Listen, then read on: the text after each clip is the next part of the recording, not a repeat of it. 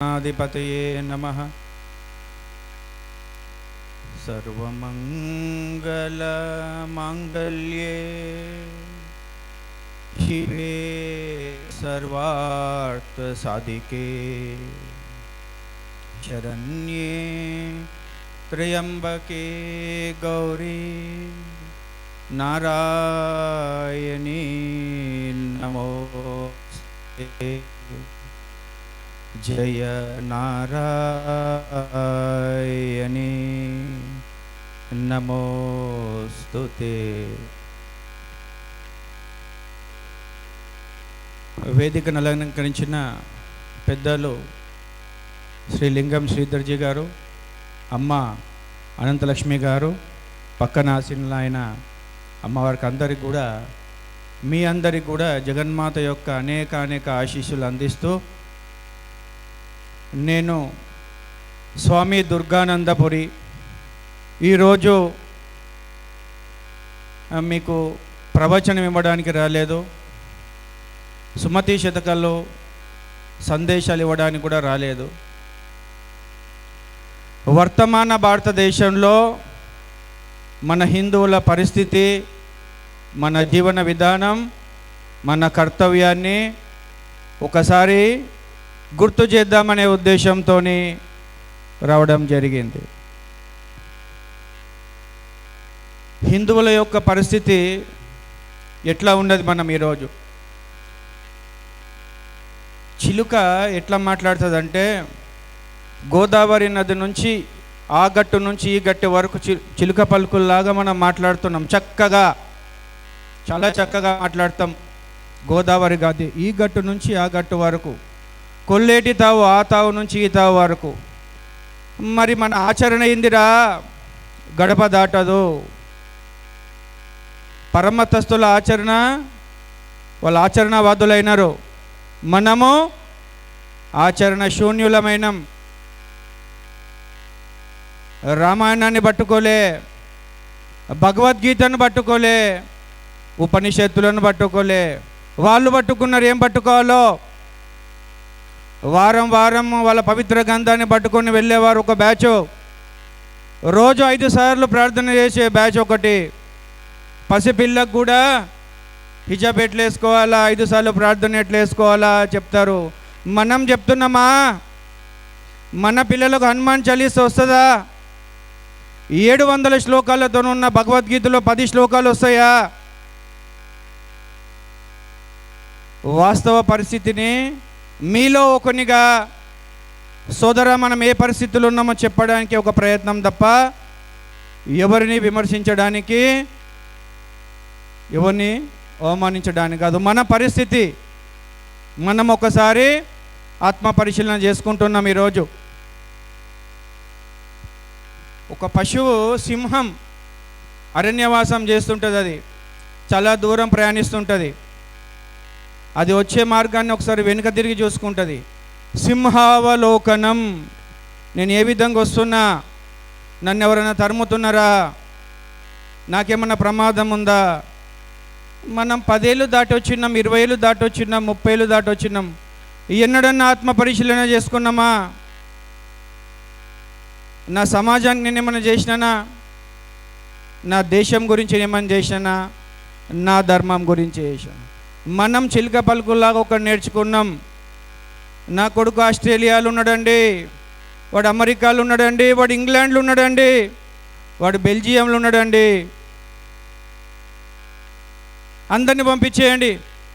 ఈ దేశ పౌరులు ఈ దేశం బట్టగట్టి, ఈ దేశం యొక్క తిండి తిని, గవర్నమెంట్ యొక్క డబ్బు, ఒక ఉస్మానియా యూనివర్సిటీ, ఒక గాంధీ యూనివర్సిటీలో, మెడికల్ కాలేజ్లో లక్షల రూపాయలు వెచ్చిస్తుంది నీ బిడ్డ డాక్టర్ కావడానికి, ఇంజనీర్ కావడానికి, ఒక శాస్త్రవేత్త కావడానికి. వివేకానందుడు వాడు ఏమంటుండు? ఈ దేశం తిండి తిని, ఈ దేశం యొక్క సమస్త వనరులు ఉపయోగించుకొని పరాయి దేశంలో సేవ చేసేవాడిని నేను దేశద్రోహి అంటున్నా. దేశద్రోహితో సమానం వాడు. ఇక్కడ అందరు వెళ్ళిపోతే మళ్ళీ ఎవర్రా వచ్చే ఇక్కడ ఉండేది? 2 దేశాల నుంచి వస్తారు, కుడివైపు ఎడమ వైపున. బంగ్లాదేశ్ నుంచి వస్తారు, పాకిస్తాన్ నుంచి వస్తారు, మియన్మార్ నుంచి రోహింగ్యాలు వస్తారు. వచ్చి ఇక్కడ స్థిర నివాసం ఉంటారు. మనం అందరం వెళ్ళిపోదాం, పువ్వులు పెట్టి దేశాన్ని అందిద్దాం వాళ్ళ కానుకగా. ఇక్కడ బాలాపూర్ మీకు ఏ సైడ్ వస్తుందో 1,00,000 మంది రోహింగ్యాలు వచ్చినారు. ద్విముఖ ఆంజనేయ స్వామి గుడి మొన్న నేనే సంప్రోక్షణ చేసి వచ్చిన. ఎక్కడెక్కడ జిహాదీల యొక్క జనాభా పెరుగుతుందో అక్కడ మనకు రక్షణ ఉండదు. మీరేం ఆలోచిస్తారు? సగటు హిందువు, నా బిడ్డ టీసీఎస్లో వర్క్ చేస్తుంది, నా బిడ్డ ఇన్ఫోసిస్లో పనిచేస్తుంది, నా బిడ్డ టెక్ మహీంద్రాలో పనిచేస్తుంది. అక్కడ ఏం జరుగుతుంది తెలియదా? మీరు చదవలేదా? జిహాదీలు టీం వ్యక్తులయ్యి గత 4 సంవత్సరాలుగా హిందూ ఆడబిడ్డల పైన లైంగిక వేధింపులు చెప్పుకోలేని పరిస్థితిలో ఉంది. ఉద్యోగం వదలలేదు, కుటుంబ పరిస్థితి, అటు వాళ్ళ వేధింపులు, చావలేక బతకలేక స్థితిలో వచ్చింది. నా హిందూ ఆడబిడ్డకి ఈరోజు రోడ్డు మీద రక్షణ లేదు, బస్సులో రక్షణ లేదు, పని ప్రదేశంలో రక్షణ లేదు, చదువుకునే స్కూల్లో రక్షణ లేదు. ఎటు పోతుందిరా హిందూ సమాజం? ఎన్నడైనా మనం భగవద్గీత నుంచి ఏం అర్థం చేసుకోవాలో చేసుకున్నామా? రామాయణం నుంచి ఏం అర్థం చేసుకోవాలో చేసుకున్నామా? ఉపనిషత్తుల నుంచి ఏమన్నా అర్థం చేసుకోవాలో చేసుకున్నామా? లేదు. రత్నాలను వదిలేస్తాము, వజ్రాలను వదిలేస్తాము, రంగురాళ్ళను పట్టుకొని తిరుగుతాము. రామాయణం ఏం చెప్తుంది మనకు సందేశం?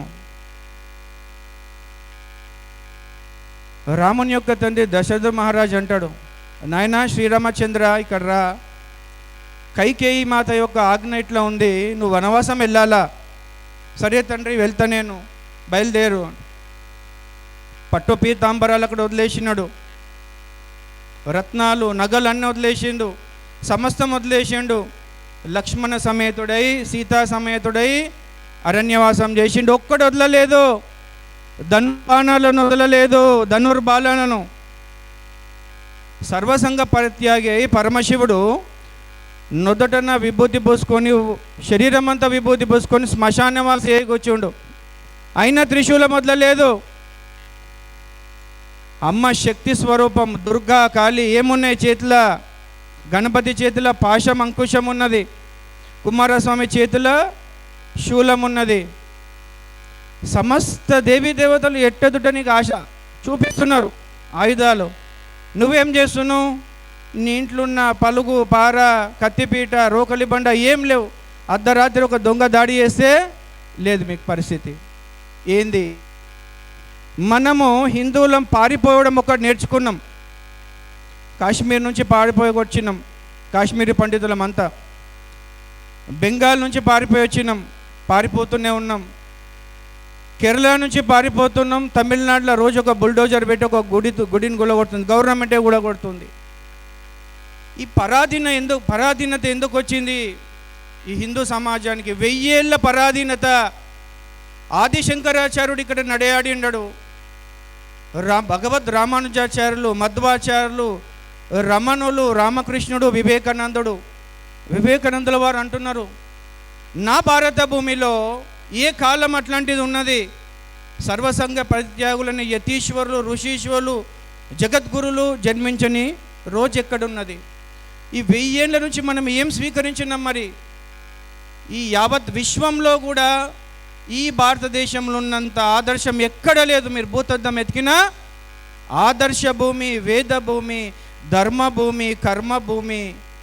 మరి ఎందుకు హిందూ ఈ విధంగా పరాధీనమైన జీవితాన్ని గడుపుతున్నాడు 1000 సంవత్సరాల నుంచి? ఎప్పుడన్నా ఆలోచించినామా? మేము హిందువులం ఎందుకు ఇంత పరాభవ జీవితం ఎందుకు గడుపుతున్నాం? ఎందుకంటే 1000 ఏళ్ళ నుండి భారతదేశం పైన దాడి చేయాలనుకున్న ప్రతి ఒక్కడు ఇక్కడ దాడి చేయగలిగిండు. అక్బర్, బాబర్, హుమాయూన్, టిప్పు ఎవ్వడిగా అంతర్ముఖ జిహాదీలు, బహిర్ముఖ జిహాదీలు, డచ్ వారు, పోర్చుగీసు వారు, ఆంగ్లేయులు ఎవరు కూడా విశాలమైన సైన్యాన్ని తీసుకురాలేదు. వారి పరివారంతోనే వచ్చిండ్రు. ఎందుకు?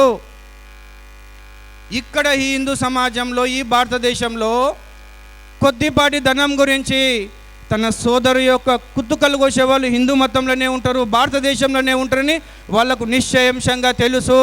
అందుకే వాళ్ళు మహాసైన్యాలు తీసుకురాలేదు. జలియన్ వాలా బాగ్ దురంతరంలో జనరల్ డయ్యర్ ఒక ఆదేశం ఇచ్చిండు అంతే. సాటి హిందువును కాల్చి చంపింది హిందువే. ప్రపంచంలో ఏ మతస్థుడు ఏ దేశంలో కూడా కొద్దిపాటి ధనం గురించి తన సోదరులను చంపరు. ఇది మనకే చెల్లింది, ఇది మనకే చెల్లింది. భగవద్గీతను మనం అర్థం చేసుకోలేకపోయినాం. పాలు తాగుతే మీకు బలం వస్తుందా? పాలను పూజిస్తే బలం వస్తుందా? పూజ గదిలో పెట్టి భగవద్గీతను పూజిస్తున్నారు. షోకుగా చూపించుకోవడానికి లైబ్రరీలో పెడుతున్నారు. ఎన్నడన్నా మీ భగవద్గీతను ఎందుకు అర్థం కాదు మనకంటే ఒక కారణమైన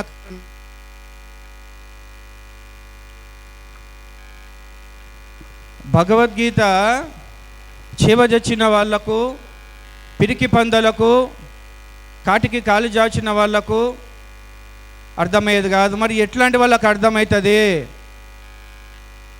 మొట్టమొదట వివేకానందులు వారు చెప్తారు, నీకు భగవద్గీత సందేశం ఎప్పుడు అర్థమవుతుందో. 18 సంవత్సరాల నుండి 45-50 సంవత్సరాల లోపల ఉన్న వాళ్ళందరూ కూడా మొదట వ్యాయామశాలలు కావాలా, వ్యాయామశాలలకు వెళ్ళాలి. వాళ్ళు బలవర్ధకమైన ఆహారం తీసుకొని భుజబల సంపన్నులు కావాలా. అప్పుడు అంటాడు వివేకానంద స్వామి, ఎప్పుడైతే నీ కాలు పైన గట్టిగా భూమిపైన నిలబడి మొగసిరి ప్రకాశిస్తుందో, ముఖంలో కళ్ళు వచ్చిందో, కాంతి వచ్చిందో, అప్పుడు నీకు భగవద్గీతను అర్థం చేసుకునే అర్హత వస్తుంది. దానికి ఏం అర్హత కావాలా? కండబలం, గుండె బలం, కలేజా, బాహుబలం వచ్చినప్పుడు అప్పుడు నువ్వు భగవద్గీతను అర్థం చేసుకుంటావు. అప్పుడు మాత్రమే అర్థం చేసుకుంటావు. భగవద్గీతను అర్థం చేసుకున్నాక నీ స్వరూపం ఎట్లా మారిపోతుంది విను. రోడ్డు మీద నీ అక్కబోతుంటుంది, చెల్లెబోతుంటుంది, వదినబోతుంటుంది, అమ్మబోతుంటుంది. ఆ జిహాదీగాడు వేధిస్తుంటాడు, చేయబడుతుంది. సామాన్య హిందువుడు ఏమంటాడు? అంత దేవుడు చూస్తున్నాడు రా, వాని పాప నా వాడేపోతాడు. నిజమైన హిందువుకి నేను పరిచయం చేసిన, దస్కీలు తీసి గుండె బలం కండబలం చదివి భగవద్గీతను అర్థం చేసుకున్నానికి ఆ దృశ్యం చూసగానే అప్రయత్నంగా కళ్ళు ఎరిపెక్కుతాయి, గుండె మండుతుంది, అప్రయత్నంగా వాని చేయి దాడి వస్తుంది. అప్పుడు మాత్రమే నువ్వు హిందువు, అప్పుడు మాత్రమే నువ్వు హిందువు. అప్పటి వరకు పేరుకు మాత్రమే హిందువు. హిందువుకి నిర్వచనం నువ్వు తెలుసుకోండి. నువ్వు ఎప్పుడు ఇట్లా ఆత్మ పరిశీలన చేసుకో, నేను హిందువునా కాదా? హిందువు అయితే దానికి 5 లక్షణాలు చెప్తా మీకు. పంచ పరివర్తన కాదు, పంచ కర్తవ్యాలు మీరు మొదట తెలుసుకోవాల్సింది. గో సంరక్షణ, దేవాలయ సంరక్షణ, ధర్మ సంరక్షణ, హిందూ మహిళా సంరక్షణ, సమాజ రక్షణ. ఇవి పంచకర్మలు మన హిందువు యొక్క బాధ్యత. ఇవి నిర్వహించినప్పుడే నువ్వు హిందువి, అప్పుడే హిందువి. కాబట్టి జిహాదీలు మనని మేకల మందంలాగా చేసి చుట్టుముట్టినారు. వాళ్ళు హిందువు ఏమంటున్నాడు? వేల సంవత్సరాల నుంచి, వందల సంవత్సరాల నుంచి మన తాత ముత్తాతలు సంపాదించిన ఆస్తులు తెగ నమ్ముకొని ఆధారం లేక చేయకుండా తండ్రులు తాతల యొక్క భూమిని నువ్వు విస్తరించాలి. ఆ సందర్భంలో వాడిని తెగ నమ్ముకొని వైట్ అండ్ వైట్ డ్రెస్సులు వేస్తున్నావు, ఇన్నోవాలో ఫార్చ్యూన్లు వేసుకొని తిరుగుతున్నావు. ఎన్నడైనా డబ్బుతోని సాటి హిందువుకి, అమ్మ ఈ నిరుపేద హిందూ కుటుంబంకి నేను ఒక పుస్తకమేట చేపిస్తా, ఒక హిందూ కుటుంబంకి ఒక పుస్తకాలు ఇచ్చి చదివిస్తా, ఒక ఫీజు కడతా, ఆరోగ్యం బాగాలేదు. ఎన్నడైనా మనం చేసినామా? లేదు. అంతెందుకు, మీకు బాధ అవ్వచ్చు, కానీ సూటిగా చెప్పడము నాకు అలవాటు. చెప్తున్నా వినండి. ఎన్నడన్నా మీరు పూజ చేసినప్పుడు కేదారేశ్వర స్వామి వ్రతం చేస్తున్నారు, అయ్యప్ప స్వామి వ్రతం చేస్తున్నారు, ఆంజనేయ స్వామి వ్రతం చేస్తున్నారు, శివమాలలు వేస్తున్నారు, దుర్గామాలలు వేస్తున్నారు, సత్యనారాయణ స్వామి వ్రతం వేస్తున్నారు. ఎన్నడని ఇట్లా చెప్పిండ్రా? నా హిందూ ఆడబిడ్డల యొక్క మాన ప్రాణాలు రక్షించబడాలా. ఈ దేశంలో ఒక్క స్త్రీ, ఒక్క ఆడపిల్ల కూడా లవ్ జిహాద్కి గురి కావద్దు. వందలాది వేలాది గోమాతలు అక్రమ కబేరాలకు తరలుతున్నాయి. వందలాది వేలాది గోమాతలు అక్రమ కబేలాలకు తలుగుతున్నాయి. ఈ బక్రీద్కి, ఈ నెల 27వ తారీఖు వచ్చే బక్రీద్కి ఒక్క గోమాత, ఒక్క నందీశ్వరుడు బలి కాకుండా ఉండాలా. నా మఠపీఠాలు నిలిచి ఉండాలా. నా సంస్కృతి సాంప్రదాయాలు కాపాడాలా, నిలపబడాలా. ఈ విధమైన సంకల్పం లేదు. మన సంకల్పం ఎట్లుంటుందంటే, నాకు అందమైన భార్య రావాలా, మేడలు మిద్దలు కట్టాలా, ఫామ్ హౌస్ కొనాలా, నా బిడ్డకు సంబంధాలు కుదరాలా, నా కొడుకుకు యూకే పోవాలా, వానికి వీసా రావాలా. స్వార్థం స్వార్థం స్వార్థం. ఒక విషయం గుర్తుంచుకో, హిందువు నువ్వు ఎప్పుడు పసుపచ్చగా ఉంటావు తెలుసా? నీ సంకల్పం ఇది ఉండాలి. లోక సమస్త సుఖినో భవంతు, సర్వే జన సుఖినో భవంతు అని ఆర్యోక్తి ఇచ్చింది మన దేశం, మన సంస్కృతి మాత్రమే. నువ్వు దేవుని ఒకటే కోరాలా, నా హిందూ సమాజం, నా హిందూ ధర్మం పచ్చగా ఉండాలా. నువ్వు కూడా దాంట్లో ఉన్నావు కాబట్టి నువ్వు కూడా పచ్చగా ఉంటావు. ఇది తెలుసుకోకుండా దేవుని ఎదుట చిట్ట ఇప్పుతున్నావు. ఎన్నడన్నా కోరినావా? ఎట్లా ఉంది మన మానసిక స్థితి, ఎట్లా ఉన్నది మన ఆలోచన విధానం? భగవద్గీతను పట్టుకోవడం బంద్ చేసినాం, రామాయణాన్ని పట్టుకొని బంద్ చేసినాం, పురాణాలు ఇతిహాసాలు అన్నీ వదిలేసినాం మనం. మళ్ళీ ఏం పట్టుకున్నాం రా? ఐపీఎల్ని పట్టుకున్నాం, టీవీ సీరియల్ని పట్టుకున్నాం, ఇన్స్టాగ్రామ్ని పట్టుకున్నాం, సోషల్ మీడియాని పట్టుకున్నాం. ఓ హిందూ యువకువా, స్వామీజీని గురించి ఎన్ని కలలు కన్నాడు. ఆయన ఏమంటున్నాడు వివేకానందుల వారు? My faith in young generation, they should solve all problems like lion. నా ఆశ, నా ఆశయం, నా యొక్క జీవితేచ్ఛ నా భారతీయ హిందూ యువకులపైన ఉన్నది. వీని ఒపీనియన్ ఎట్లుంది? ఒక ఆడపిల్ల యొక్క చూపు నా మీద పడితే ఈ జీవితం ధన్యమైంది. వానికి అమ్మ నాన్న బాధ్యతలు పట్టదు, ఇంట్లో ఎదిగిన అక్క చెల్లెలు పట్టదు, పెళ్ళిడికి వచ్చిన అక్క చెల్లెలు పట్టదు, వీడు ఆమెని ఇంప్రెస్ చేయాలి. ఇదే ఈ విధమైన ఆలోచన విధానంతో, ఈ విధమైన సమాజంతో ఈ సనాతన ధర్మం ఎట్లా బతికి బట్టగడుతుంది అని నేను అడుగుతున్నా. శోచనీయమైన గర్హనీయమైన పరిస్థితుల్లో మనం ఉన్నాం. రైతుల పరిస్థితి ఎట్లా ఉన్నది చూడండి. రైతుల యొక్క పరిస్థితి, వాడేమంటాడు రైతు? నేను నా బిడ్డలను వ్యవసాయం చేసి కష్టపడి దుక్కి దున్ని నాట్లేసి నేను పొలం సంపాదించిన, అభివృద్ధి చేసిన, నా కొడుకులను పెంచి పెద్దగా చేసిన, వాడు నన్ను చూసుకోవాలా, వాని బాధ్యత. వాళ్ళు నిన్ను నిరాదరణ గురి చేస్తున్నారు. రైతు పరిస్థితి ఇప్పుడు ఎట్లుందో చెప్తున్నా. 4 బోరింగ్లు వేస్తారు, 4 ఫెయిల్యూర్ అవుతాయి. ఇంట్రెస్ట్కి తీసుకొచ్చిన పైసలు తీర్చలేక ఆత్మహత్య చేసుకుంటుండు వరి కుప్పల పైన. ఎందుకంటే రైతు పైన శాపం ఉంది, గోమాత శాపము, నందీశ్వరుని శాపం. ఎట్లా? 15 ఏళ్ళు నీతో కొడుకుగా పనిచేసింది, నీకు దుక్కి దున్నింది, వ్యవసాయంలో పనిచేసింది. పాడి రైతుకి ఆవేం చేసింది? బతికిన రోజులు నాకు రక్త మాంసాలు పింజుకొని నువ్వు పాలమ్ముకున్నావు. ఈరోజు నా గోమాత ముసలివాడిని అయితే, నా నందీశ్వరుడు ముసలివాడైతే కషాయానికి అమ్ముతున్నావు. ఈరోజు రైతులు అమ్మకపోతే వందలాది గోమాతలు ఈ అక్రమ కలేబాలకు ఎట్లా వస్తున్నాయి? హైదరాబాద్కి స్లాటర్ హౌస్కి ఎట్లా వస్తున్నాయి? ఎందుకంటే రైతు ద్రోహి అవుతున్నాడు కాబట్టి భూమి శాపిస్తున్నది. మనందరం కూడా హిందూ సమాజం ఎట్లా ఉండాలని ఎప్పుడైనా అనుకున్నారా? మీరు ఈరోజు ఒక సంకల్పం తీసుకోండి. నా దేశం ముందు, ఒకసారి చెప్పండి చెయ్యెత్తి ప్రతి ఒక్కడు, నా దేశం ముందు, నా ధర్మం ముందు, మిగతావన్నీ తర్వాతే. ఈ విధమైన భావచాలంతో నా దేశం ముందు, నా ధర్మం ముందు, మిగతావన్నీ తర్వాత అన్నప్పుడు భరతమాత వైభవం ఆకాశాన్ని అంటుకుంటుంది. సనాతన ధర్మం యొక్క వైభవం ఆకాశాన్ని అంటుకుంటుంది. వారి యొక్క పరిస్థితి మీరు ఆలోచించండి ఎట్లుందో. వారి యొక్క పరిస్థితి, వాని మత ధర్మానికి చిన్న హాని జరిగితే వాడు పెయింట్ వేస్తుంటాడు, పెయింట్ వదిలేసి వచ్చేస్తాడు. వాడు ప్లంబింగ్ పని చేస్తుంటాడు, ప్లంబింగ్ పని వదిలేసి వస్తాడు. వాడు మెకానిక్ పని చేస్తుంటాడు, మెకానిక్ పని వదిలేసి వస్తాడు. వాడు సున్నం వేస్తుంటాడు, వదిలేసి వస్తాడు. మగ్గం వర్క్ చేస్తుంటాడు, వదిలేసి వస్తాడు. నువ్వు వదిలేసి వస్తావా? నువ్వు వదిలేసినాడు ఆడ నించున్నాడు సనాతన ధర్మం నిలుస్తుంది. ఇక మీనమేషాలు చెప్పొద్దు. నా కొడుకుని స్కూల్లో డ్రాప్ చేయడానికి వెళ్తున్నాండి, వాడిని హాస్టల్లో దింపడానికి వెళ్తున్నాండి, ఊరికి వెళ్తున్నాండి, ఇదో చెప్పొద్దిగా. కదలాలంటే కదలాలా. హిందూ యొక్క ప్రథమ కర్తవ్యం మీరు వినండి. ఈరోజు హిందూ యొక్క ప్రథమ కర్తవ్యం హిందూ దుకాణం పైన దాడి జరిగింది. హిందూ దుకాణం పైన దాడి జరిగింది. మొన్న సికింద్రాబాద్ వైపున ఒక ప్రాంతంలో ఒక మహిళ తన ఇంట్లో తన షాప్లో పొద్దున దీపారాధన చేసి హనుమాన్ చాలీసా పాట పెట్టుకుంది చిన్నగా. చుట్టుపక్కల ఉన్న జిహాదీలు వచ్చి కొట్టిండ్రు. ఒక్క హిందువు లేడండి, ఒక్క హిందువు లేడండి. మొన్న వైకుంఠ ఏకాదశి రోజు, మొన్న శివరాత్రి రోజు మన దేవాలయంలో సీతారాముల కళ్యాణమైంది. వైష్ణవాలయాలలో శివపార్వతుల కళ్యాణమైంది. శివాలయంలో 30,000 40,000 మంది మనం అటెండ్ అయినాం. అదే గుడి పైన దాడి జరిగితే, మన దేవతామూర్తుల పైన దాడి జరిగితే ఒక్క హిందువు ఉండడండి, ఒక్క హిందువు ఉండడు. ఇది కాదు హిందుత్వం, ఇది కాదు హిందుత్వం.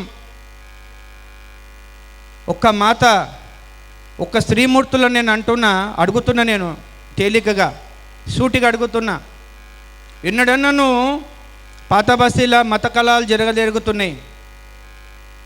ముష్కరులు వస్తురు, 100 మంది జిహాదీలు మన దేవాలయం పైన దాడి చేయడానికి. ఈ అమ్మ అంటదా, రేపు పోండ్రా 20 మంది పోయి నించోండా కట్టెలు పట్టుకొని, మన రాములవారి గుడి పైన దాడి జరుగుతుంది, మన ఎల్లమ్మ గుడి పైన దాడి జరుగుతుంది. అరే అటు ఓగల్లవురా, కొట్లాట్లు అవుతున్నాయి. ఈ విధమైన పిరికి రసాన్ని మనం బోధిస్తే ఎట్లా నిలుస్తుంది సనాతన ధర్మం? వివేకానందుడు వాళ్ళు అంటారు, వీరాది వీరులు భాగవత యోధులు కావాలి నాకు. వీరభోగ వసుంధర, వీరుడు మాత్రమే రాజ్య సుఖాన్ని అనుభవిస్తాడు, వాడికి మాత్రమే బతకగలిగే హక్కు ఉన్నది. మిగతా వాళ్ళందరూ పారిపోతారు, చచ్చిపోతారు. వాళ్లకు జిహాదీలకు 57 దేశాలు ఉన్నాయి, క్రైస్తవులకు 110 దేశాల పై చిలుకుంది. మీకు ఎన్ని దేశాలు ఉన్నాయి? ఒకటే దేశం. పాత బస్సులకించి తరిమితే కొత్త బస్సులకు వస్తారు. అన్ని రాష్ట్రాలకించి పారిపోయి ఎక్కడ పారిపోతారు? చివరికి హిందూ మహాసముద్రంలో దుంకి చావాలా? ఆ పరిస్థితి రావద్దంటే మీరు జాగృతం కావాలా. మీరు జాగృతం అయితే ఈ పరిస్థితిలో ఒరిగేది ఏం లేదు. ఒక్కొక్కడు 100 మందిని జాగృతం చేయాలా, 100 మందిని జాగృతం చేయాలా. ఆ పరిస్థితి వచ్చేసింది. ఇప్పుడున్న పరిస్థితిలో ఇంకో 10 ఏళ్ళల్లో జనాభా సమీకరణాలు మొత్తం మారిపోతాయి. చాలా ఇంపార్టెంట్ విషయం. మనం ఏమంటున్నాం? హమ్ దో హమారే దో. జిహాదీలు ఏమంటున్నారు? హమ్ 4 హమారా 40. మాకు 4, మేము 40 మంది. హిందువు మగపిల్లకి సంబంధం చూడాలంటే 35 ఏళ్ళు 40 ఏళ్ళు అవుతుంది. ఒక్క పిల్లానికి సంబంధం కుదురుతలేదు హిందూ పిల్లలకు. వాడు స్కూళ్ళ నుంచి, కాలేజీ నుంచి జిహాదీలు 12 ఏళ్ళ పిల్లను, 14 ఏళ్ళ పిల్లను, 16 ఏళ్ళ పిల్లను డ్రాప్ చేసి తీసుకుపోతున్నారు. ఎప్పుడైనా మీరు ఆలోచించిండ్రా? అయ్యో నా హిందూ సమాజం ఇట్లా అయిపోతుంది, ఏంది ఈ చేవగాని చచ్చిన ఈ జీవితం ఇట్లనే గడపాలా? వాళ్ళు వల్ల ప్రార్థనా కేంద్రాలను ఆధారంగా చేసుకొని ఏం చేయాలో చేస్తున్నారు. కత్తులను రాళ్ళు తయారు చేయాలా? మీరేం చేస్తున్నారు? ప్రసాదాలు తినాలా, ప్రవచనాలు వినాలా, ముసలోళ్ళలాగా బయట అవ్వాలా?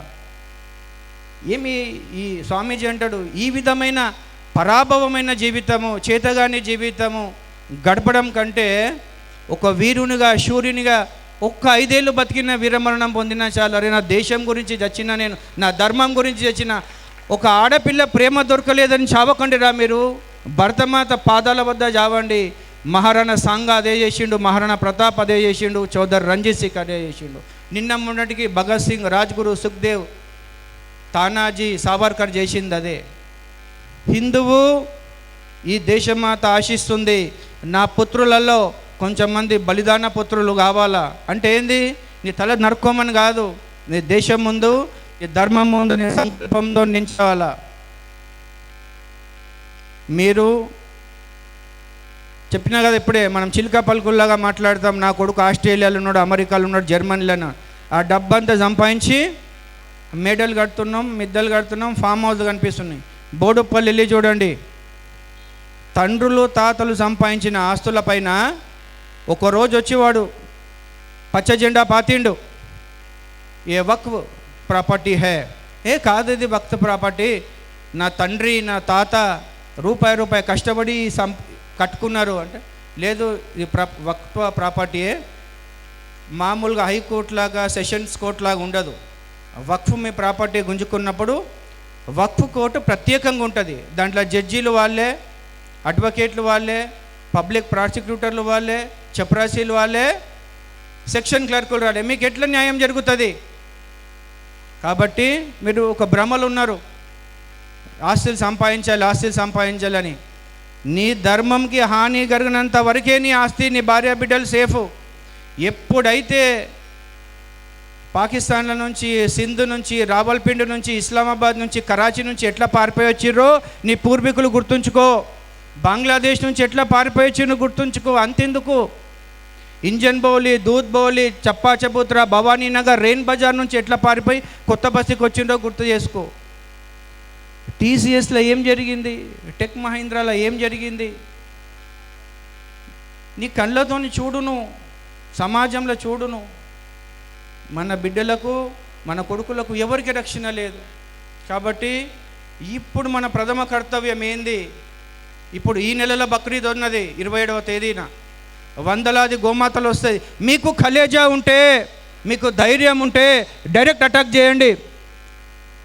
విజయవాడ నుంచి ఇటు గట్కేసర్ నుంచి వందలాది గోమాతలు వస్తాయి, డైరెక్ట్ అటాక్ చేయండి. ఆ మరణంలో చచ్చినా సరే మనం అమృతస్య పుత్ర అని చెప్పిండు వివేకానందుడు. అట్లా కాకుండా నాకు తెలుసు మీరు డైరెక్ట్ బ్యాటిల్ ఫీల్డ్లో మీరు నా పరిచయం తర్వాత చెప్తా, స్వామి మాకు ఇంత నువ్వు మాట్లాడుతున్నావు అగ్రెసివ్గా, నువ్వేం చేస్తున్నావు, ఈ సమాజంలో నీ పాత్ర ఏంది, దానికి నా పరిచయం చేస్తా. నేను గోమాత యొక్క రక్షణ చేయాల్సింది పోలీసు వ్యవస్థ. గోమాత యొక్క రక్షణ చేయాల్సింది పోలీసు వ్యవస్థ. చేష్టలు ఉడిగి చూస్తున్నారు వాళ్ళు జీతం తీసుకొని. నా గో సోదరులు, నా గోమఠం సోదరులు పనిచేస్తున్నారు. గుప్పెడు మంది 100 మంది కార్యకర్తలు, నిరుపేదలు, రెక్కాడితే కానీ డొక్కాడని కొద్దిమంది గోరక్షకులు 14 గంటలు 16 గంటలు కాపు కాసి ఆ కంటైనర్లు పడతారు. దానిపైన పోలీసు వాళ్ళు కేసు పెడతారు. ఎట్లాంటి కేసులు? PT warrant, rowdy sheet, goonda act. 1977 గోరక్షణ చట్ట ప్రకారము గవర్నమెంటు, పోలీసులు నిర్వర్తించాల్సిన విధిని నా సోదరులు గోరక్షకులు నిర్వర్తిస్తుంటే వారిపైన కేసులు పెడుతున్నాం. ఎన్నడన్నా మనం సంఖ్యాబలం చూపించినామా? ఎట్లరా మీరు అరెస్ట్ చేస్తారు? ఒక 200 మంది కదిలే పోలీస్ స్టేషన్ పైన మన సంఖ్యాబలం చూపించినామా? ఎవరికంత ధైర్యం ఉన్నది? మీరు 200 మంది పోయి నించి ఉంటే అడిగే వాడు వచ్చి బయటకు వచ్చి వదిలేస్తాడు. వాళ్ళు చేస్తుండ్రు, పాత బస్తీలో వాళ్ళు చేస్తున్నారు. గోవులను మన వాళ్ళు పడితే వాళ్ళు వచ్చి ఎట్లా విడిపించుకోపోవాలో వాళ్ళు చేస్తున్నారు. మనకు సమైక్య గలం వినిపించడం చేత కాలేదు. మనకు ఈ రోజు నుంచైనా మారవండి మీరు. మనం యొక్క సంఖ్యాబలం చూపించాలా. మన ఇంటి నుంచి ఒక బిడ్డను ఎత్తుకపోతాడు వాడు ట్రాప్ చేసి. 500 మంది కార్యకర్తలు అక్కడ ఉండాలి పోలీస్ స్టేషన్లో. అప్పుడు మాత్రమే హిందుత్వం నిలుస్తుంది, అప్పుడు మాత్రమే హిందుత్వం నిలుస్తుంది.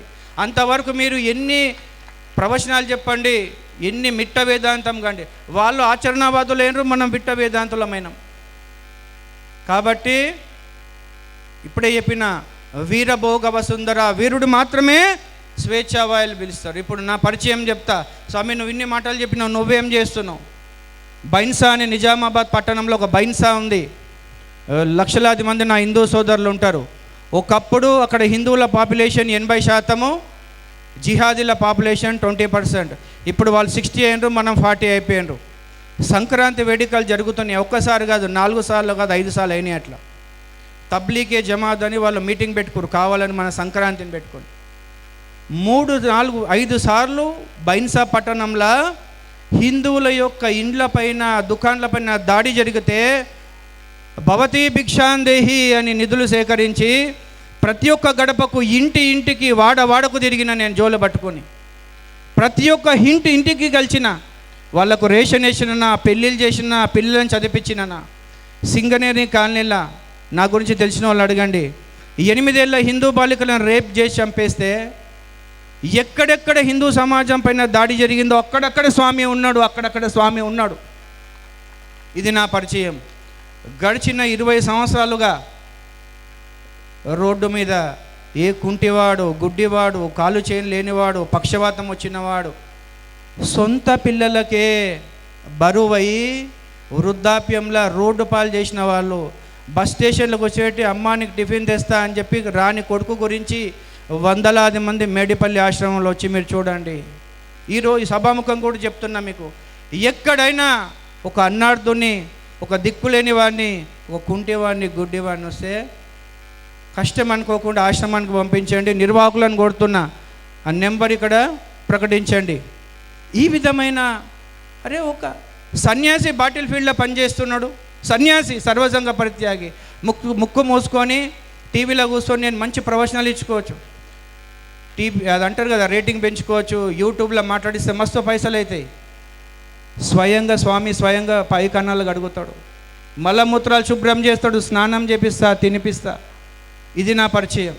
మీరు మీ తల్లిదండ్రులకు చేసినరా?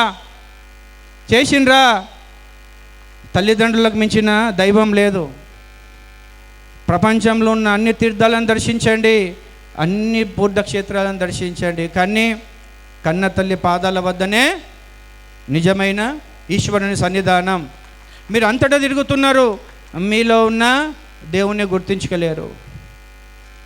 వివేకానందులు అడుగుతున్నాడు, అరే నీ బాల్యమంతా ఆటపాటలతో గడిచిపోయింది, యవ్వనమంతా కామినీ చింతనతో తీరిపోయింది, ధనం గురించి నా ఆలోచనతోనే తీరిపోయింది. ఎప్పుడు రాను భగవంతుని ఆలోచించింది, నీ దేశం గురించి ఎప్పుడు ఆలోచించినావు, నీ ధర్మం గురించి ఎప్పుడు ఆలోచించి. స్వామి వారు ఒక గేయ రూపంలో చెప్తాడు, యవ్వన దినకరుడస్తమించనే చేజారినది జీవన సంధ్య, జార విడిచితివి జీవితమంతా అని ఇప్పుడన్నది నా మనసు నశ్వర జగమే సమస్తమంటివి, నీలో దేవుని తలచనే లేదు. నశ్వర జగమే సమస్తమంటివి, నీలో దేవుని తలచన లేదు. తన నాభిలో కస్తూరి ఉండగనే మృగమునలు దశల వెదకెరా, వ్యర్థ సుఖాలాశని వీడి నీలో స్వామిని వెతకుమురా. మన వేదాంతం యొక్క పరమాదర్శం తత్వమసి, అది నీవే, అది నీవు అయి ఉన్నావురా. నువ్వు ఎక్కడెక్కడో తిరుగుతున్నావు. నువ్వు పవిత్రుడవైనప్పుడు, నువ్వు నిస్వార్థపరుడు అయినప్పుడు, నువ్వు త్యాగశీలివైనప్పుడు ఆ భగవంతుడే నీలో వచ్చి వసిస్తాడు. ఒక మినిస్టర్, ఒక ఎమ్మెల్యే వస్తే మొత్తం పరిశుద్ధంగా చేస్తారు, బ్లీచింగ్ పౌడర్ జల్లి. మరి నీలో భగవంతుని నువ్వు ఆరాధన చేసి నీలో కొలువు ఉండాలంటే ఎట్లాంటిది నీ మానసిక స్థితి ఉండాలి, ఎంత పవిత్రుని ఉండాలను, ఎంత నిస్వార్థపరు ఉండాలా. నువ్వు పవిత్రతను సంపాదించుకునే ప్రయత్నం చేయి. ఎందుకంటే సాధారణమైన వ్యక్తికి పవిత్రాత్మనికి ఒక తేడా ఉంది, గమనించండి. ఈ సాధు మహాత్ముల యొక్క జీవన విధానం ఎట్లుంటుందంటే సత్యవాక్ పాలన, అఖండ బ్రహ్మచర్యం, త్యాగమయ జీవితం గడిపినప్పుడు ఒక వ్యక్తి 1000 మందికి సమానమవుతారు. అట్లాంటి వాళ్ళని భరత భూమి ఆశిస్తుంది, భరతమాత ఆశిస్తుంది. వాళ్ళేమని సమాజానికి ఉపయోగపడతారు. శరీరంలో శక్తి లేదు, నరాలలో బలం లేదు, చేవజచ్చిన మనం. ఈ విధమైన ఆలోచన విధానంతో మనం ఇక ఎన్నేళ్ళు ఈ జీవితాన్ని మనం తీసుకెళ్తాం. కాబట్టి సమయాభావము మించిపోతుంది. కాబట్టి చివరగా నాకెంతో ఉంది చెప్పాలని. నా హిందూ సమాజం ఏ పరిస్థితిలో ఉంది, ఒక సాధువుగా నా గుండె ద్రవిస్తుంది, రక్త కన్నీళ్లు గారుస్తున్న మహనీయులమైన నా భగత్ సింగ్, రాజ్గురు, సుఖ్దేవ్, మహారాణా సాంగా అంటే ఎంతమందికి తెలుసు, మహారాణా కుంభా అంటే ఎంత తెలుసు. మహారాణా ప్రతాప్ యొక్క తండ్రి పేరు మహారాణా సాంగా, మహారాణా సాంగా తండ్రి పేరు మహారాణా కుంభా. ఈ మూడు తరాలు, తండ్రి, కొడుకు, తాత, the great wall of India లాగా నిలబడ్డారు హిందూ ధర్మాన్ని కాపాడడానికి. మనం కాపాడుతున్నామా? ఈ స్వేచ్ఛా వాయువు పీలుస్తున్నాం, ఒక ముద్ద అన్నం తింటున్నాం. ఈ సమాజం వారి యొక్క త్యాగమయ జీవితం మనం ఈరోజు ఫలితం అనుభవిస్తున్నాం. ఎన్నడన్నా ఆ త్యాగేశ్వరుల యొక్క జీవితం గురించి మనం ఆలోచించినామా? మన పిల్లలకు చెప్తున్నామా? ఏ ఆడపిల్ల, నేను గమనిస్తున్నా, ఇంతకుముందు మన భారతీయ స్త్రీ ఎట్లా అనుకునేదంటే, అయ్యో నా మొగుడు చనిపోయిండు, ఇప్పుడు నేను సత్యనారాయణ స్వామి కథ పీటల మీద కూర్చోలేను, నా సువాసినత్వం పోయింది, పూలు పెట్టుకోలేను, ఒక కేదారేశ్వర వ్రతం కూర్చోలేను. ఇప్పుడు ప్రతి ఒక్క ఇంటి నుంచి పొద్దున్న ఒక 3-4 విధవరాలు బయలుదేరుతున్నారు. మీరు పాషాండ మతస్థుల్లాగా తయారైనాం రా మనం. పూర్తిగా ఒక గాజులు లేవు, ఒక దొంగలాగా ఉంటుంది బొట్టు, ఒక స్టిక్కర్లా కనిపించదు. అది కుంకుమ ధరించనీకి నీకు సిగ్గు. బొట్టు పెట్టుకోనికి నీకు సిగ్గు, గాజులు వేసుకోనికి సిగ్గు, గజ్జలు పెట్టుకోనికి సిగ్గు, ఉంగరాలు ధరించడానికి సిగ్గు, కమ్మలు పెట్టడానికి సిగ్గు. అంత సిగ్గుమాలిన పని మనం ఏం చేసినాం? హిందూగా పుట్టడమా? దొంగలాగా వేసుకుంటున్న వాళ్ళు హిజాబ్ వేసుకుంటుండ్రు కదా, 40 కిలోల హిజాబ్ వేసుకుంటారు వాళ్ళు. నువ్వు హిందువుని పరిచయం చేయడానికి నీకు సిగ్గేందుకు? ఈ రోజు నుంచన్నా మన తల్లిదండ్రులకే సంస్కారం లేదు, ఇక వాళ్ళకేమి ఇస్తారు? వీళ్ళకి లేనిది వాళ్ళకేమి ఇస్తారు? ఇంకా పాషాండ మతస్థుల్లాగా తయారవుతున్నాం. ఇప్పటికైనా మీరు అర్థం చేసుకోండి. మొదట వ్యాయామశాలకు పోయి బల సమర్పార్జన చేయండి. వివేకానంద స్వామి చనిపోయే ముందు కూడా ఎక్సర్సైజ్ చేసిండు డంబుల్స్తోని. వివేకానంద సాహిత్య సర్వస్వం చదవండి మీరు, స్వామీజీ పరిచయం అవుతుంది మీకు. కాబట్టి మీ కష్టాలు చాలా ఉన్నాయి స్వామి. మా అమ్మ ఆరోగ్యం మంచిగా అయితే మేము బాప్టిజం తీసుకున్నాం యేసు ప్రభువుని. అరే సీతమ్మ కంటే ఎక్కువ కష్టాలు అనుభవించిర్రా మీరు? శ్రీరామచంద్ర ప్రభు కంటే ఎక్కువ కష్టాలు అనుభవించినరా? సత్య హరిశ్చంద్రుని కంటే ఎక్కువ కష్టాలు అనుభవించినరా? ఇన్ని కష్టాలు వచ్చినా వాళ్ళు తన ధర్మం మారలేదు, మతం మారలేదు. ఈరోజు నువ్వు షేక్ అబ్దుల్లా కాలేవు, ఈరోజు నువ్వు షారూక్ ఖాన్ కాలేవు, సల్మాన్ ఖాన్ కాలేవు, అమీర్ ఖాన్ కాలేవు. నువ్వు రామునిగానే ఉన్నావు, కృష్ణునిగానే ఉన్నావు, శివునిగానే ఉన్నావు. ఈ స్థితిలో నిలపడానికి నీ పూర్వీకులు అనేకమైన త్యాగాలు చేసినారు. రొట్టె ఇస్తారా? బతికిపో, నేను చంపకుండా వదిలేస్తా. కత్తిఘాటుకు నేను చంపి వదలకుండా వదిలేస్తా. అయినా మతం మారలేదు. ఈరోజు మనం మాత్రం మతం మారుతున్నాం. గుర్తుంచుకో, నిన్ను హిందువుగా నిలపడానికి నీ జాతి ఏ విధమైన త్యాగాలు చేసిందో. కాబట్టి సమయాభావం వలన నా ఈ ప్రసంగాన్ని ముగిస్తున్నా. ఒకసారి జయ జయ ధ్వానాలు చేయాల. ఇంకొక విషయము, మనం ఈశ్వరుని గుడిలో వెళ్ళి దర్శిస్తున్నాం. ఏ ఈశ్వరుని ధ్యానిస్తున్నావో, అర్చిస్తున్నావో, ఈ ఎండాకాలం మిట్ట మధ్యాహ్నం నకనకలాడే ఈ ఎండలో ఒక గోమాత వస్తుంది, ఒక ఆవు వస్తుంది, ఒక కుక్క వస్తుంది. ఇంత జలం పెట్టండి, ఇంత అన్నం పెట్టండి, ఆ పరమాత్ముడు సంతోషిస్తాడు. ఇప్పుడే చెప్పిన కదా, ఈశ్వర సర్వభూతానాం. ఆ భగవంతుడు మన రూపంలో వచ్చి ఆశిస్తాడు. వీడు ప్రతిరోజు గుడికి పోతాడు, హనుమాన్ చాలీసా చదువుతాడు. వీడు ఏం పెడతాడేమని వస్తా అంటే నడు అని నిలగొడతావు. నీకు గద పట్టుకుని వస్తాడు హనుమంతుడు. కాబట్టి చక్కగా జీవరాశిలో కూడా భగవంతుని చూడడం నేర్చుకోండి. అప్పుడే మన ఆధ్యాత్మిక పరిణామతి చెందినట్లు. సియావర రామచంద్రకే, పవన సుత హనుమాన్కే, జై గోమాతా, జై తులసి మాతా, बोलो भाई सब संतन की, अखंड भारत की, जय श्री राम।